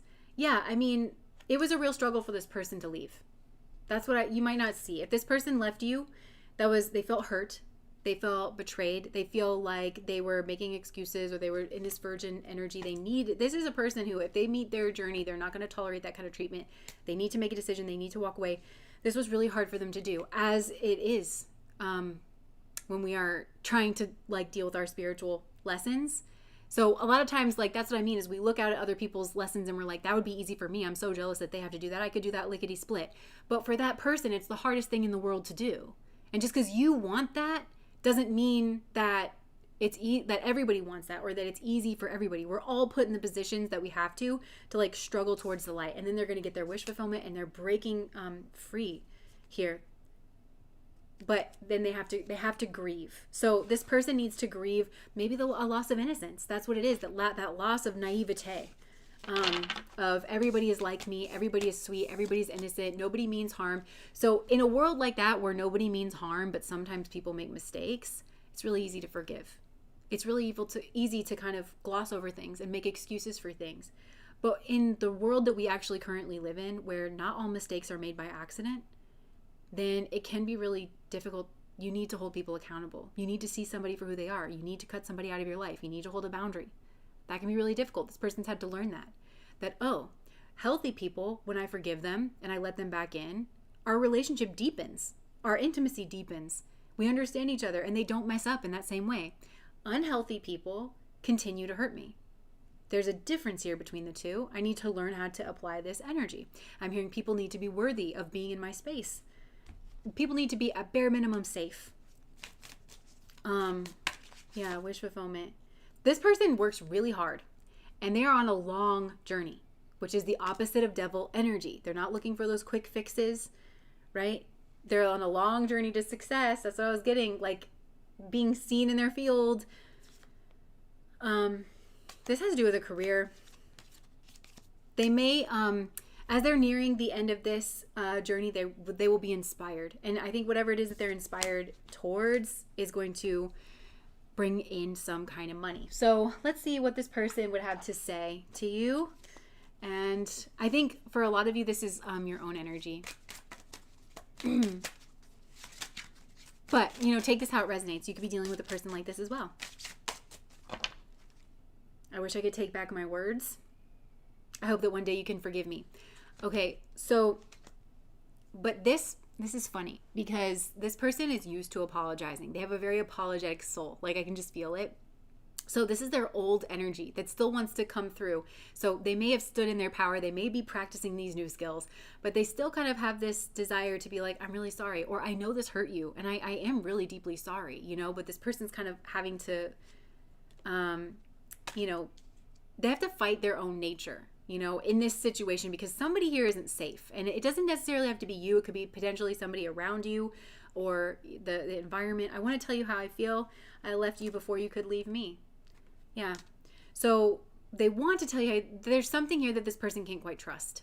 Opening up.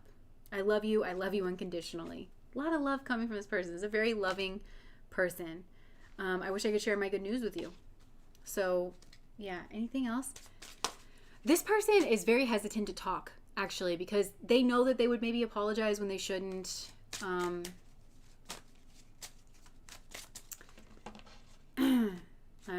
not available.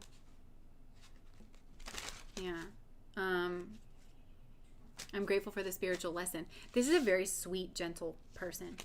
This energy feels really good. Like, it's, but I can feel how they need to be more strong. And it's good. It's healthy for them to be more strong. Okay, anything else? And that's kind of their ego identity too. And so this can potentially become the place where really toxic people push. Aren't you sweet? Aren't you good? Aren't you sorry? Because that's comfortable for this person. And they're not. They're not always sweet or, sorry. You drive me crazy. I need to feel in control. I've never met anyone like you. If you let me, I'll take care of you. I feel like this person's a caretaker. So I feel like I'm kind of running out of steam here. And maybe that's what this person's hiding as well, is they are kind of running out of steam in this situation. All right. Let's see. Anything else? Any last messages here, Spirit? Temptation and reduction. Okay, so I do feel like there was quite a bit of temptation here, to take the bait or sexual temptation, whatever it was. But that is kind of like reducing here in this person, because I'm hearing where smoke follows beauty. Smoke follows beauty, baby. And this person, yeah, they're building themselves up here in some way. They're putting themselves back together so that when they communicate in a more holistic way. Yeah, this person is actually building up their divine masculine energy, or they're tapping into it. Oh my gosh, thank you so much for doing that. For working in the ER over the pandemic, Karina. Oh my gosh. That is that's a lot. Niceness as a part of egoic identity. I really had to see that. So many spiritual people, and people who don't understand spirit, this is like community narcissist types. You'll see them on the tarot channels. You'll see them in the comment section sometimes, where they really encourage genuinely spiritual people to lean heavily into that spiritual identity, instead of true spirituality, which should be flexible. You should show up in any given moment the way that you need to show up. And those community narcissists will say, you should be nice, you should be good, you should be sweet, you should be a doormat.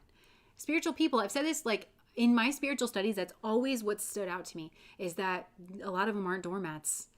Jesus is a lion. He was a rebel. He stood outside. A lot of people want to say Jesus was a Pharisee, that he was part of the Jewish elite. He was like a Jewish priest. He was a rabbi. He was a teacher. But he stood outside. He stood apart from everything that they stood for. And he was not afraid to. He was a rebel. He pushed the boundaries of certain things. His story happens in a time of immense civil war. And he was crucified. It was a dangerous time. And he put himself out there. And he also flipped the tables. He had no trouble telling people when they were wrong and where to go. And I think sometimes, especially females who are on the spiritual path, just are told that they're never supposed to be strong, and they're never supposed to be sure in their convictions or their opinions, that it's wrong to do that or it's egoic to do that. No, it's not always. When you're sure about your opinions, I feel like this is this person, like I said, they were hiding their opinions. When you're sure about your opinions and it comes from a really strong place, and it's also flexible, you can apply it to context and things, that's not the same place of having a rigid ego identity where it's always this way. You have to always be this certain way. It's not the same thing. But you have to really kind of, dig in there and understand the nuances of it. And another thing that I feel like I really do want to tell some of you is that not everybody's opinion is the same. So be very careful who you take spiritual opinions for, or even just mirror back to. When you, not even that you're going to somebody as a spiritual teacher or something, but when you're in conversation and somebody tries to I was just trying to point this out or that out about you. A lot of the people that will come into your sphere are actually coming to learn from you, is what I'm hearing.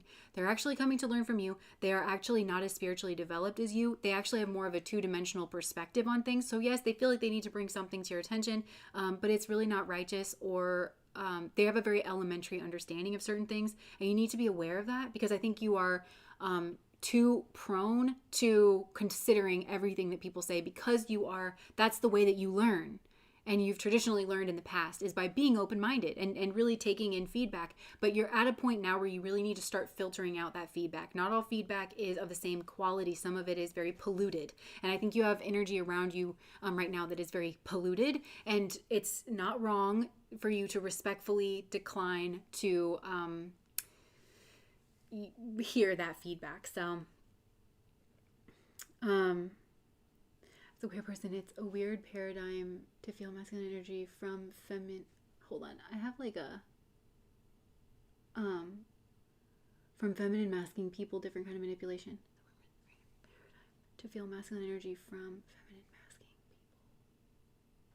people. Interesting. I don't think I fully understand that, but that's interesting to think about.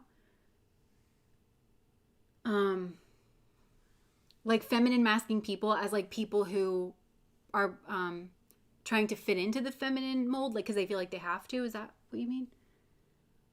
Discernment is key. Yeah, it's easy to get drawn in. Okay, so that is what I have for you guys. That's the end of pile number 3. Thank you so much for spending this time. I'm wondering, I'm just going to open myself up to Spirit. If Spirit has anything else that they want to say. Okay, I'm just hearing watch out for jealousy. And there could be money coming in for some of you. Unexpected money. And like prosperity and abundance that's coming in. But go with the flow. Spirit is saying if you, and I don't know if this is like in the short term or if this is like overall in the long term, but I really am, I'm hearing go with the flow. Release, go with the flow, trust. Trust that the process that you're being, this was a big message last week. Trust that, or maybe this was on Patreon, I can't remember. But go with the flow and it's actually going to end you up into this like beautiful, very like lush kind of an energy. You will be elevated and you can have compassion for people, but that's one of those words you don't want people to weaponize. Your compassion doesn't have to look a certain way. Your compassion is not defined by how you interact with Martha from Wyoming in zip code blah, blah, blah, blah, blah, blah, blah, blah. Martha's ego wants you to think that you earning the label of compassion means you engage in a very specific way of behaving with her.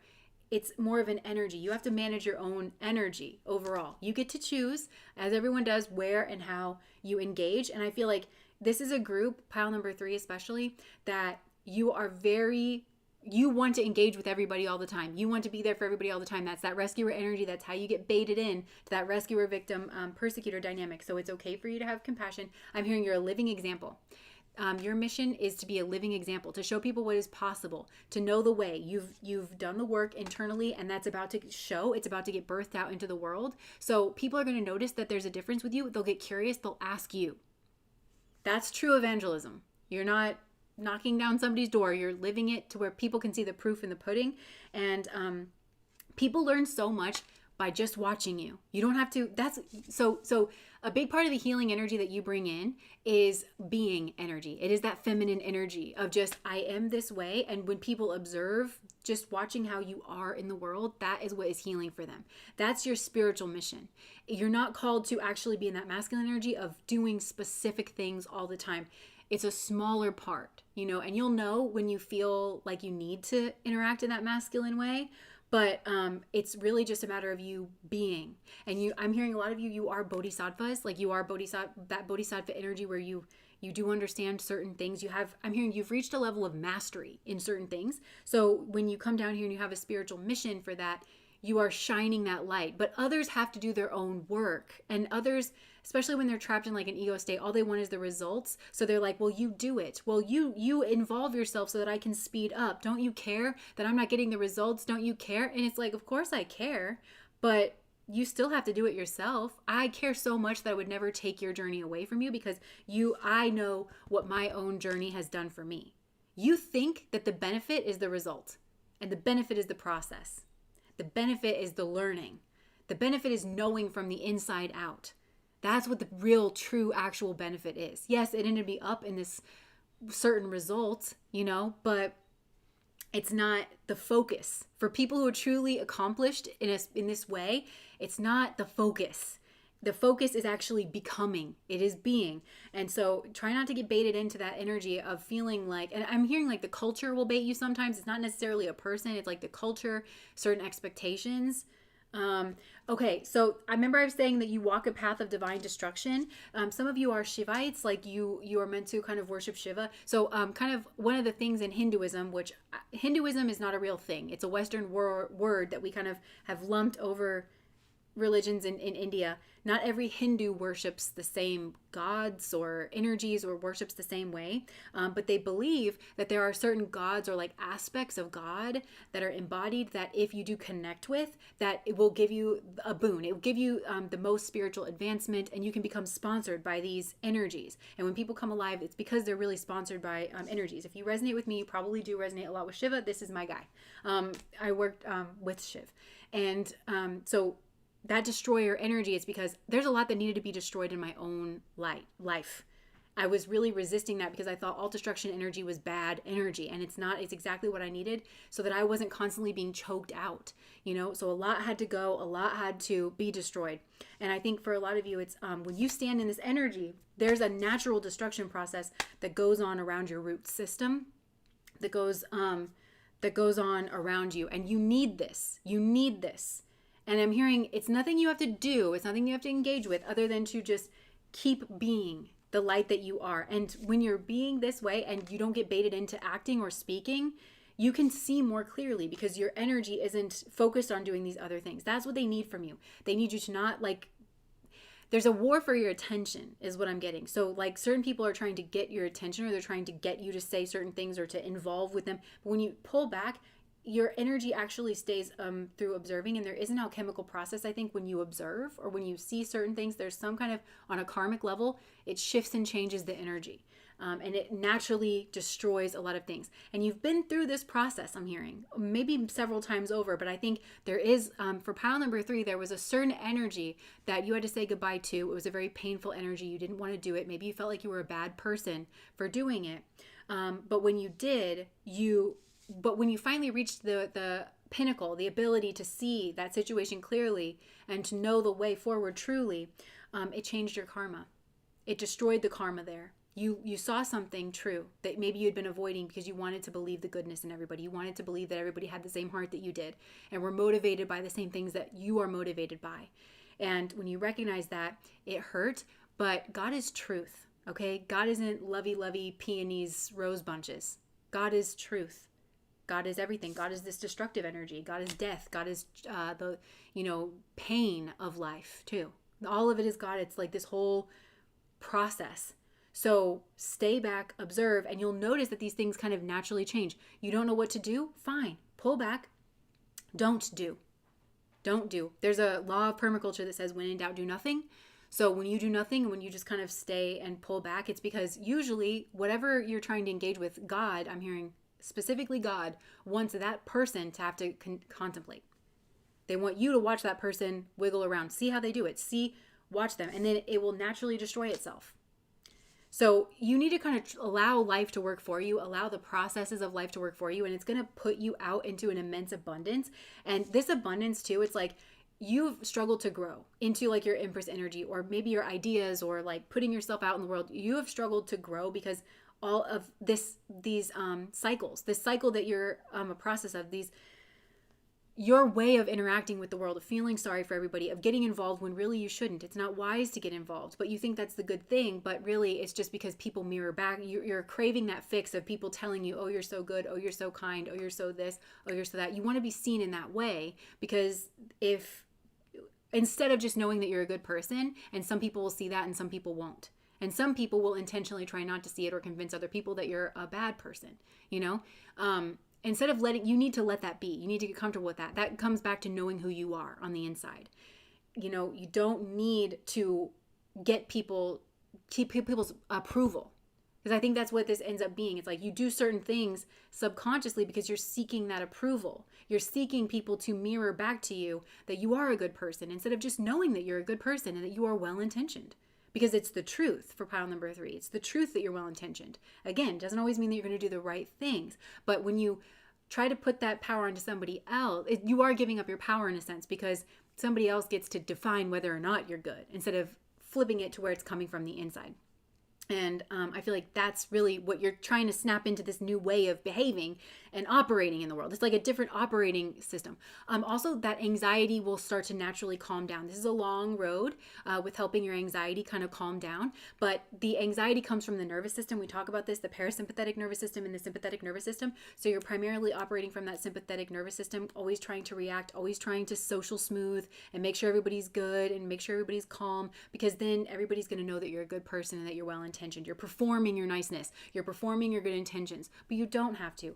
If you reclaim your energy, that's a part of reclaiming your energy, is not kind of pouring it out and kind of, I just always need to be doing something, because you have real things that are supposed to come out of you that you need to be conserving your energy for and putting your energy towards. And so there may be long processes where people can't see you performing your goodness, and they may be left to wonder what your intentions are, or if you're a good person or not.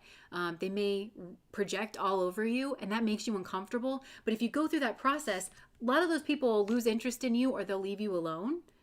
And that's really good, because then when you resurface with your with whatever's meant to come out of you, whatever project or goal or idea that's very divinely guided, by the way, and I feel like it's going to lead you to some kind of like abundance, then you don't have all those snakes, all those weeds that are trying to choke out your root system. You're not fighting for all these things. So that's actually a benefit. But I feel like, again, in the past, like, you couldn't see it as a benefit because you always want to be performing your goodness. You always want to be people pleasing. You always want to make sure everybody's good, because that has become your identity. That has become your ego identity. And while that's a better ego identity to have, you could argue, than an ego identity that wants to be powerful and like always be right and whatever, it's still kind of a danger, because it does mean that you can be a doormat, not stand up when you should stand up, that you can be kind of easily manipulated, pawn, like the word pawn. You're more easily made into a pawn, and spiritual beings cannot be pawns. The energy has to like kind of flow from them, and that's what you're doing. You are trusted, and so you do have some kind of divine energy that's coming to kind of uplift you through this space. You're receiving a lot of help and a lot of guidance. I'm hearing that's what this is. This channel here at the end, this bringing you to the tarot channels and the energies and the groups and the communities that you are meant to be around. That's what this is helping you do. So you have a boon, you have some kind of spiritual help because of who you are, because you have this beautiful spirit, but you are really being encouraged to snap into your own strength, and connecting with your own strength, and following your inspiration, and I feel like you are an inspiration. You and what you create will be a muse, it will be an inspiration for others. Yeah, all the snakes were around him, and boy, did they bite. Yeah, so it's like being able to see that clearly. And he probably, if it's going on around him, perhaps he is also in this energy as well, where he's a doormat. So he just doesn't, he's not taking care of the snake, so then you can't be around the snake. So his path maybe looks very similar to your path, but unfortunately you can't be around him if being around him means being around snakes. Fail forward. I love that. Fail forward. Okay, I really feel like you are being guided to leadership with this Zeus energy. You're being led down a path of leadership, spiritual leadership in particular. And you guys already know that when I say spiritual leadership, I don't necessarily mean that you're a priest or you're, doing something in the spiritual arena. I think life itself is spiritual, and that we need people who've come alive in themselves to be like leaders. And this is your karmic justice. You being a leader in something is your karmic justice, because I do feel like these cycles and these patterns that are connected to these certain groups and these certain people, they have torn you down in the past. They have, but also you can say thank you on a certain level, because they've built you up. You're cutting your teeth on this energy, and it is what is helping to build your own strength. But you can't lose sight of that is the goal, is to build your strength. The goal isn't to build relationships with people who are harmful for you, because society says that, and you're a nice person if you're always making amends and you're always making repairs. But that's not the goal. The goal isn't to make amends with toxic people. If somebody is genuinely toxic, you need to move away from them, so that you can actually like kind of build yourself back up. The goal is to build your own strength, and you can't forget that that's the goal. You've been put in that situation. Are you thinking, why am I in that situation? Why am I around these people? None of these people are the people I'm meant to build relationships with, whether it's friendships or romantic relationships. Very true. Very true. So then don't stay in that mindset of lamenting God and why, and I'm so sad and this doesn't make any sense. Okay, no, you've closed the door. It's not to build relationships. I'm not in this group and I'm not around these people to build relationships. So what am I here for? To see clearly. to build my own strength, to know exactly who I am. And once I start doing those things, then it's going to lead me in a different direction. It's going to lead me away from these people. It's going to lead me towards, I'm seeing this glowing door towards my path. It's going to realign me. So a lot of you are actually receiving karma. You're receiving this flack. You're receiving this kickback to realign you with the Tao, with the path that Spirit wants you to go on, because it was your ego that says you have to always be nice to people and that you have to build relationships with every person that, every Tom, Dick, and Harry that crosses your path, regardless of if they want to be nice to you and kind to you or not, that actually has pulled you off of your path. And so it's just allowing your God-given right to make your own decisions and to trust that gut instinct of like, I don't think this is a person I want to be around. Either because they themselves are problematic, or just like Karina was saying earlier, well, everybody around that person's problematic. Regardless, it's pulling you back into alignment with your own path. That's how you follow the Tao. Because sometimes when we talk about these things as spiritual practices, following the Tao, I think sometimes we can think about it as being like very black and white or very clear or very obvious. Oh, you're on the path of the Tao because you are, you're doing all the right things. Right things. Ego loves words like that. Definitions. The right things, the wrong things, because the ego is the decider. And the ego gets to decide what goes into the right bucket and what goes into the wrong bucket, right? There are right things to do and there are wrong things to do. Looking from a spiritual perspective, there are very rarely right and wrong things overall. It's just a matter of context and when you apply energy and when you don't. That requires skill. It requires nuance. It also requires you to be fully present in the moment and to trust yourself, to know exactly who you are in the situation, and through knowing exactly who you are in the situation, you know what is going on around you very clearly, so you know when to apply these different energies. That's what the spiritual path is about. It's very two-dimensional to say, well, this is always right and this is always wrong, and every single time I'm yelling at a person, it's wrong. No, it isn't. No, it isn't. So just reminding yourself that you are allowed to be, I'm hearing the word entitled. Entitlement is another one. Every single time we're entitled, it's wrong. No. You are entitled to be a full person, to have a full expression. And when you're around healthy people, you know this. When you're around healthy people, you are allowed your full expression, aren't you? Even when you have your bad days, even when you yell, even when you scream, even when you don't always get things right. Because a truly healthy person can see your heart. They see your intention. They see where you're coming from. And they're not going to demonize you for just being a human. So you have this right to be a full human, and you will learn, I'm hearing very clearly, you will learn how vital it is that you use all of the tools that being a human being brings to the table. Acknowledging your anger, acknowledging your jealousy, acknowledging, all of these things. They're tapping you into the truth of the situation. So, okay. That's what I'm getting. So Spirit is really trying to get you to trust yourself. That's what this is all about. That's what this is all about. And I'm hearing, hey, Stephen, I know looks can be deceiving, but I know I saw a light in you. You may have seen a light in somebody here that you had to move away from for whatever reason. And again, it's like that light isn't necessarily a reason to stay, because there could potentially be other things around, because a light will cast shadows, So I feel like there's something going on with that too. But know thyself, trust thyself. Building trust with yourself. That's what this is all about, is building the relationship with yourself. You thought this was about building relationships with other people. This is about building the relationship with yourself. That's what you're going to need to carry your light into the world. And that's what they have. That's what's on deck, is what I'm hearing. They're really wanting you. You do have some kind of light. You do have something that you're meant to share with the world. You do have something that you're a master at, very proficient at. You have an idea. You have a skill set that's very cultivated. It's very well cultivated. People should see this. But in order for you to be able to walk this into the world in the way that it needs to be walked into the world, taken seriously, not snuffed out, not being tainted or claimed to be something that it isn't, you have to build this relationship with yourself. And so Spirit in the beginning sent you the people, places, and things that you needed in order to actually build that. So it's all a process. It's all connected, and you're just growing into yourself. So that's what I have. I feel like I'm just rambling to ramble now, but I was getting into a bit of a groove there, a bit of a channel. Maybe I'll do that. Like at the end, I'll just kind of open it up for Spirit if there's anything just overall that Spirit wants to say to you, for you, so that we can ground what you're learning as a mirror from the world via other people primarily that we're looking into. Grounded into like what it is that you are learning here for yourself. So, with that being said, I think I'm going to go ahead and get off of here, go eat some food, drink some water. For some of you, it might be a good idea to eat some food, drink some water so you can process this as well, too. So, yes, you are welcome. Thank you guys so much for spending the morning with me. And I'll see you guys. We might do a live stream next week. We were doing live streams all in July. So I guess I think people are really digging the live streams. I really am. I think we're going to try to, this is going to be like my new format, I think, filming this way, even if I do pre-recordeds.